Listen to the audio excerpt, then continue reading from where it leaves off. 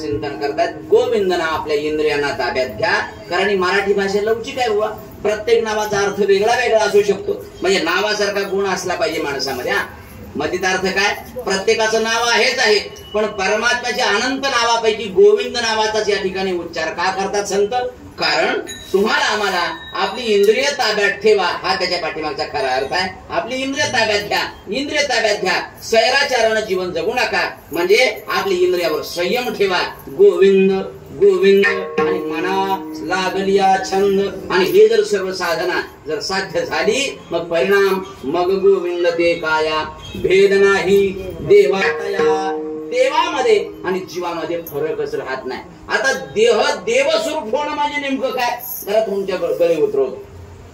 देह हा विकारानं भरलेला आहे. रक्त मांस रेच याच्यामध्ये सर्व विकार आहे. हे सर्व शरीर विटाळाचे आळे माया मोह पाश जाळे. सर्व शरीर म्हणजे अमंगल आहे शरीर. तरी सुद्धा या देहाच्या माध्यमातून आम्हाला परमात्म्याची प्राप्ती करून घेता येते. हा विशेष गुण आहे शरीरामध्ये. याच्यामध्ये एक सुद्धा विशेष गुण नाही, पण एक सर्वात मोठा विशेष गुण आहे. या नासक्या शरीरापासून अशाश्वत म्हणजे अशाश्वत शरीरापासून शाश्वत अशा परमात्म्याची प्राप्ती करून घेता येते. एवढं मोठं परमसाध्य प्राप्त करता येईल शरीराच्या माध्यमातून. महाराज चिंतन करता बाबा रे, मग गोविंद ते काया गोविंद. काया नाम शरीर. तुकोबराज चिंतन करतायत. ध्यानी ध्याता पंढरी राया मना सहित पालटे काया. ध्यानी ध्याता पंढरी राया मना सहित पालटे काया. काया पालटे ध्यानी ध्याता पंढरी राया. पंढरी राया ध्यानी ध्याता. परिणाम मना सहित पाया कालटे. काया नाम शरीर बदलतं, विकार रहित होतं शरीर. विकार युक्त असणार. ते कसं होतं, थोडस 2 मिनिटांमध्ये संत चरित्र आपल्या समोर ठेवतो आणि पुढे घेऊन जातो तुम्हाला. देह देव स्वरूप होणं म्हणजे नेमकं काय ऐका. मेवाड नावाचं राज्य असतं. राजस्थान नावाचं राज्य आहे. मेवाड नावाचं शहर आहे. आणि त्या शहरामध्ये एक राज्य करतोय. सुंदर असं राज्य चालवत असताना पोटी कन्यारत्न प्राप्त झालं. आवडीन नाव ठेवण्यात आलं मीराबाई. मीराबाई वयाच्या शरीर परत्वे मोठ्या होत आहेत. काही पाहुण्यांचं लग्न होतं राजाच्या, आणि म्हणून छोट्याशा मीराबाईंना घेऊन राजा वडील आपल्या मुलीला लग्नाला घेऊन गेले. लग्न समारंभ पार पडला आणि छोट्या मीराला प्रश्न विचारला, बाबा लग्न म्हणजे काय असतं तेवढं सांगाल का मला? वडिलांनी तिला समजेल या भाषेमध्ये सांगितलं, बाळा लग्न म्हणजे सांगू तुला, जगातील सगळ्या पुरुषांना वडिलाप्रमाणे आणि भावाप्रमाणे समजायचं मानायचं आणि एका पुरुषाला सर्वस्व अर्पण करायचं, याला लग्न असं म्हटलं जातं. मला सांगा माझं लग्न कोणाबरोबर लावलंय तुम्ही? आणि प्रश्नाचं उत्तर सहज आपलं सहज बालबुद्धीला कळण्याकरता सांगितलं, माय तुझं लग्न भगवान कृष्ण परमात्म्याच्या मूर्तीकडे बोट केल्याने सांगितलं तुझं लग्न त्याच्या बरोबर लागलेलं आहे. आणि ठसलं मनात, प्रतिबिंबित झालं मनात, बिंबलं मनात. परिणाम काय झाला? छंद लागला मनाला. ऐसे लागी लगन मेरा हो गई मगन, ओ तो गली गली हरे गुण गाने लगी, मगलों में पड़ी बन के जोगन जदी, मेरा रानी दीवानी कहाने लगी. ऐसे लागी लगन मेरा भाई पेड़ा हो लागला, पग घुंगरू बांध मेरा नाची रे. परिणाम ऐका माय बाप, इतका मोठा अधिकार मीराबाईंचा प्राप्त झाला. उच्च कोटीच्या अधिकार मीराबाई प्राप्त झाल्या. ते स्थान प्राप्त झालं अधिकाराचं. पण वयपरत्वे शरीर उपवर झालं आणि म्हणून व्यावहारिक दृष्ट्या लग्न केलं वडिलांनी, पण संसारामध्ये मन रमेना, प्रपंचात मन रमेना. कारण मन रमेलच कसं, शाश्वत असणाऱ्या परमात्म्यामध्ये मन रमलेलं होतं पहिलं. अशाश्वत टिकाऊ नसणाऱ्या संसारात मन लागे ना महाराज. पण वडील कुळाचार होता, परंपरा होती, एक वजन होतं गावामध्ये, आणि म्हणून आपल्या कुळाला कलंक लागेल म्हणून मीराबाईंना, मीराबाईच्या आईच्या हस्ते परमात्म्याच्या म्हणजे भजन करते ना, मग हिचा आपण काटा काढून हिला विष देऊन मारून टाकू. कारण अशी कलंकिनी कुलनाशिनी आपल्या घरात ठेवायचीच नाही. आणि जन्मदाते आईनं विषाचा प्याला दिला मीराबाईने. घट घट घट घट असं विष पिऊन घेतलं महाराज. परिणाम काय झाला ऐका. विष पिलं मीराबाईने, पण मृत्यू झाला परिणाम परमात्म्याची. परमात्म्याची मूर्ती पांढरी शुभ्र असणारी काळी गभिन्न मूर्ती पडली. विषाचा परिणाम म्हणजे देह देव स्वरूप झाला होता. तुकोबांच्या भाषेमध्ये सांगू तुम्हाला. तुका म्हणे देह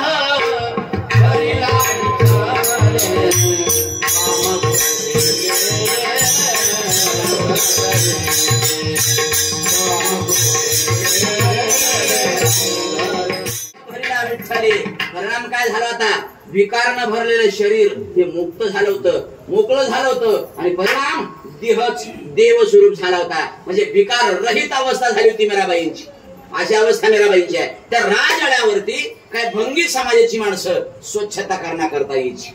स्वच्छता करायला, बाथरूम स्वच्छ करायची, संडास स्वच्छ करायची, जातीपर्यंत त्यांचा हा व्यवसाय असायचा. सकाळी 7:15ची वेळ आहे, 7:30ची वेळ आहे, त्यावेळेस एक काही आपल्या आईला आजारी पडली म्हणून मुलगा राजवाड्यावरती स्वच्छता करण्याकरता आला.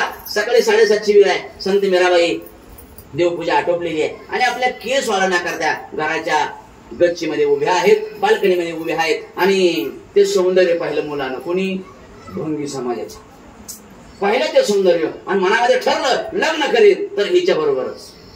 कशी बशी स्वच्छता केली. लगबगीनं घरी गेला आणि सांगितलं, ए आई ए आई ए आई मला लग्न करायचं. अरे कोणाबरोबर? आपल्या राजाची मीरा नाही का? आईनं सांगितलं, बाळा हळू बोल, आपण त्यांची बाथरूम स्वच्छ करणारी माणसं आहे. अशक्य गोष्ट आहे. कारण आपल्या जी कक्षेमध्ये गोष्ट आहे त्याच्याबद्दलच विचार करावा. मला काही नाही सांगायचं. लग्न करीन तर तिच्या बरोबर, नाही तर नाही लग्न करणार. ठरलं मनात, बिंबलं मनात, प्रतिबिंबित झालं मनात. ऐका, मुलानं धरलं म्हणजे मुलगा मरणासन्न झाला. मेरा मेरा मेरा मेरा रात्रंदिवस मीराबाईंचं चिंतन करू लागला. परिणाम असा झाला की ते दुःख आईच्या चेहऱ्यावर दिसू लागलं. समाज कोणताही असू द्या, पण आईची जात ती आईचीच असते. कारण 9 महिने पोटात वागवलेला आहे. मुलगा मरणासन्न आहे, चेहऱ्यावर दुःख आहे, पण पोटाचं खळग भरण्याकरता राजवाड्यावरती स्वच्छतेसाठी यायचं आहे, नेमाना करायचं आहे. संत दयाळ आहेत, कृपेचे सागर आहेत. मीराबाईने दुःख वाचलं केलं, यातना वाचल्या, दुःख वेचलं आणि ठरलं, हो इकडे चेहरा का पडलाय तुमचा? काय त्रास आहे? दुःख आहे? काही दिवसापूर्वी तुमचा मुलगा आला होता, लग्न झालं नाही वाटतं अजून. सखीवर मीठ चोळल्यासारखं झालं आणि संयमाचा बांध फुटला गेला. रडू लागल्या. पाण्याचा ग्लास पुढे आला, सांत्वन केलं. का रडताय? मला दुःख सांगा, अडचण सांगा. काय व्यथा आहे? व्यथा काही नाही. माझ्या मुलानं सौंदर्य पाहिलंय आणि मुलानं हट्ट केलाय, लग्न करीन तर तुमच्या बरोबर, नाहीतर नाही लग्न करणार. मुलगा मरणासन नाही.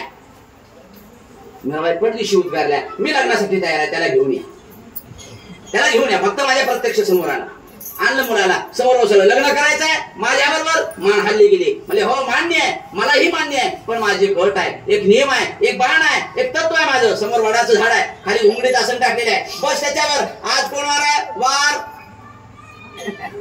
गुरुवार आहे. पुढच्या येणाऱ्या गुरुवार पर्यंत या आसनावर बसायचं, पद्मासन लावायचं आणि मी सांगते तो जप करायचा. श्रीकृष्ण गोविंद हरे मुरारे, हे नाथ नारायण वासुदेव. पाता पाता गुरुवार, शुक्रवार, शनिवार, रविवार, सोमवार, मंगळवार, बुधवार गेला. गुरुवारचा दिवस उजळला. 7:30, 8:30, 9:30, 10:30, 11:30, 12:30, 1:30 वाजता शुभमुहूर्त आहे लग्नाचा. मीराबाईने सुंदर असा शृंगार केला. 16 प्रकारचे शृंगाराचे प्रकार आहेत. माझ्या वयाला शोभत नाही म्हणून आपल्या समोर बोलत नाही. 16 प्रकार नखशिकांत शृंगाराने शरीर सजलं गेलं.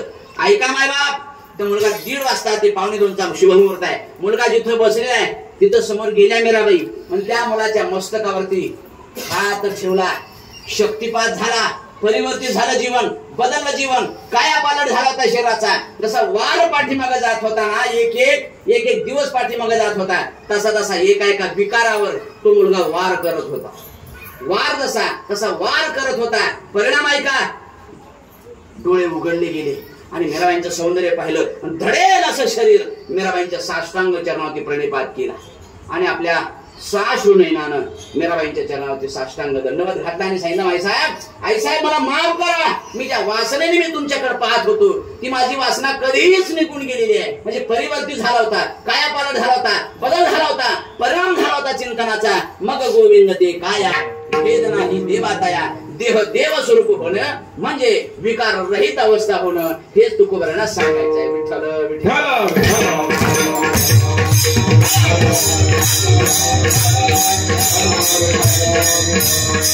गोविंद ते काया वेदना ही देवातया. पण महाराज परमार्थ यथायोग्य मार्गाने चालाय का हे करायचं कसं? महाराज लक्षणं सांगतायत. आनंदले मन प्रेमे पाझरती लोचन, मग गोविंद ते काया वेदना ही देवातया. काय लक्षणाचा अर्थ असतो पहा. प्रत्येकाची लक्षणं वेगळी वेगळी.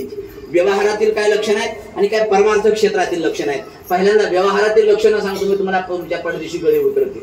प्रत्येकाचं लक्षण वेगळं वेगळं आहे.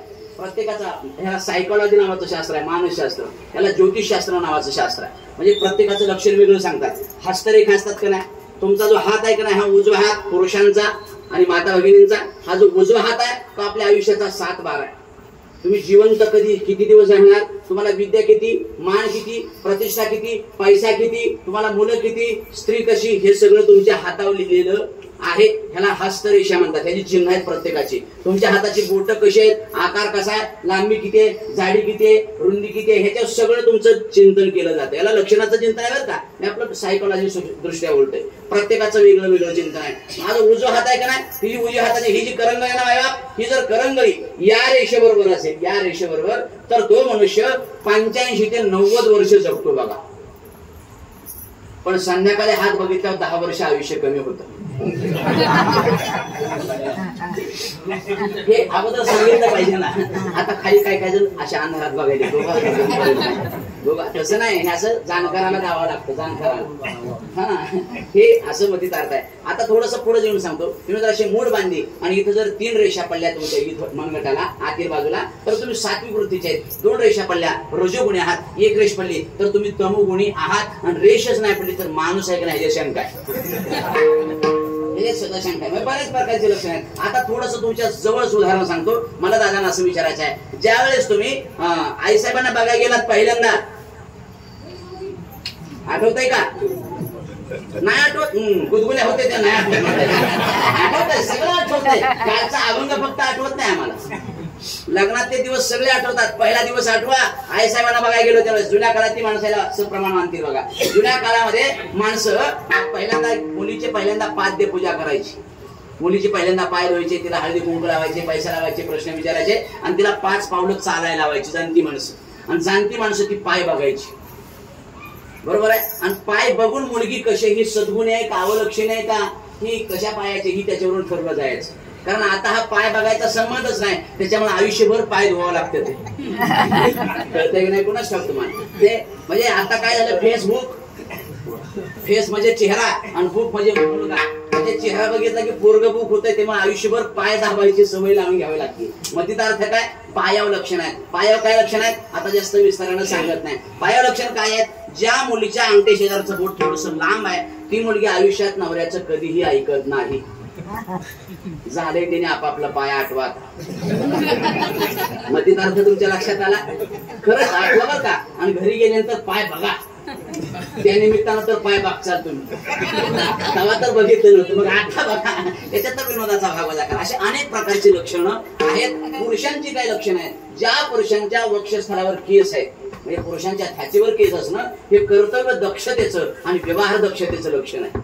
म्हणजे हे लक्षणाचं चिंतन आहे बरं का. ज्या पुरुषांच्या कपाळात 3 रेषा पडतात हे भाग्यवानाचं लक्षण आहे. ज्या पुरुषांच्या कानाला केस आहेत हे दीर्घायुष्याचं लक्षण आहे. ती माणसं जास्त दिवस राहतात. कान चापसू नका. कानाला केस असणे हे दीर्घायुष्याचं लक्षण आहे. असे अनेक प्रकारचे लक्षण आहेत. अजून थोडस पुढे सांगतो. माणसं झोपण्यावरून त्याची वृत्ती करते. झोपण्यावरून नाही, हे लक्षण सोडा सांगण्याचं. हे जे वाजलं हे सोडा बरं का, असावानं वाजत आले असं त्याचा अर्थ आहे. हे समजण्यावाले को इशारा काफी होत आहे. मी पंढरपूर जाते, मला काय नाही सांगावं लागत नाही बाबा. सांगतो, 2च मिनिटात थांबणार आहे. ऐका, चिंतनाचा माझ्या भागाचा, अशी अनेक लक्षणं आहेत. काय झोपण्याची लक्षणं आहेत. काही माणसं अशी झोपतात, काही माणसं अशी झोपतात, काही माणसं डाव्यांवर होतात, थोडासा उजवा पाय वाकडा करतात, काही माणसं तक्क्या किंवा उशी घेऊन झोपतात, काही माणसं छातीवर हात ठेवून झोपतात, काही माणसं गुडघे पोटात घेऊन झोपतात, काही माणसं पूर्वेला डोकं असतं झोपताना, उठताना पश्चिमेला असतं, काही माणसं पहिल्या खोलीत झोपतात, तिसऱ्या खोलीत उठतात, काही माणसं पडल्या झोपतात आणि काही माणसं अगोदर झोपतात आणि मग पडतात. कळलं का नाही कोणाच ठाऊक तुम्हाला. मजेदार लक्ष आहे. प्रत्येकाचं लक्षण वेगळं वेगळं आहे. म्हणजे प्रत्येक हे आरोग्य संपन्नतेचं लक्षण आहे. जी माणसं छातीवर हात ठेवून झोपतात हे आरोग्य संपन्नतेचं लक्षण. जी माणसं डोक्यावर हात ठेवून झोपतात हे तणावाचं लक्षण आहे. जी माणसं गुडघे पोटात घेऊन झोपतात हे आतल्या गाठीचं लक्षण आहे. पोटात सारखी गाठ असणार, सारखी गाठ कुटू सारखी दुखणार, हे संकोचित वृत्तीचं लक्षण आहे. असे अनेक प्रकारचे लक्षण आहेत. पण संत जगद्गुरु तुकाराम महाराज परमार्थ क्षेत्रात अतिशय उच्च कोटीचे लक्षण सांगतायत. आनंदले मन प्रेमे पाजरती लोचन मग गोविंद ते काया भेद नाही देवाया. पण महाराज हेच कळालं नाही देह देव स्वरूप होणं. अरे बाबा का नाही होणार. चिंतनाची जर परिसीमा जर प्राप्त झाली तर काय होणार. प्राप्त करून घ्यायचे. पहिला डी DEV देव, दुसरा DH आर्यम धर्म आणि तिसरा DESH देश. ए मत सोचो हमारे लिए देश ने क्या किया, लेकिन ये सोचो हमने देश के लिए क्या किया.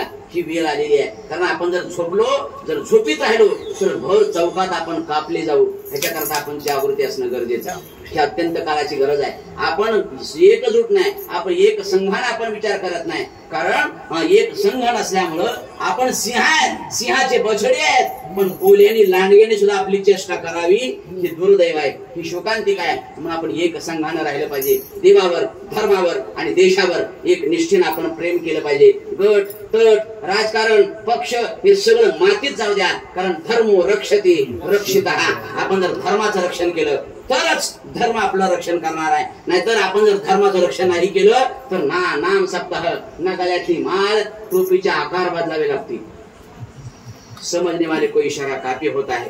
अशा गोष्टी स्पष्ट बोलता येत नाहीत. मतितार्थ तुमच्या लक्षात असू द्या. आपण धर्मावर देशावर निष्ठेनं प्रेम केलं पाहिजे. बाकीचं सर्व बाजूला ठेवा आणि आपण एक संघानं राहण्याचा जरूर विचार करा. जीवनामध्ये निर्व्यसनताना, जीवनामध्ये सत्संगाना आणि सत्कर्माला सडळ हाताने मदत करत चला. जेवढं सदीच्या प्रार्थना करतो. या ठिकाणी मला सेवेची संधी दिली त्याबद्दल सर्व ग्रामस्थांचं आयोजकांचं संयोजकांचं मी ऋण व्यक्त करतो. जितनी मेहरबानिया आपने की, जितनी मेहरबानिया आपने की, उतनी तो मेरे औकात नहीं. ये तो कृपा है सद्गुरु जोग महाराज की, वरना मुझ में तो ऐसी कोई बात नहीं.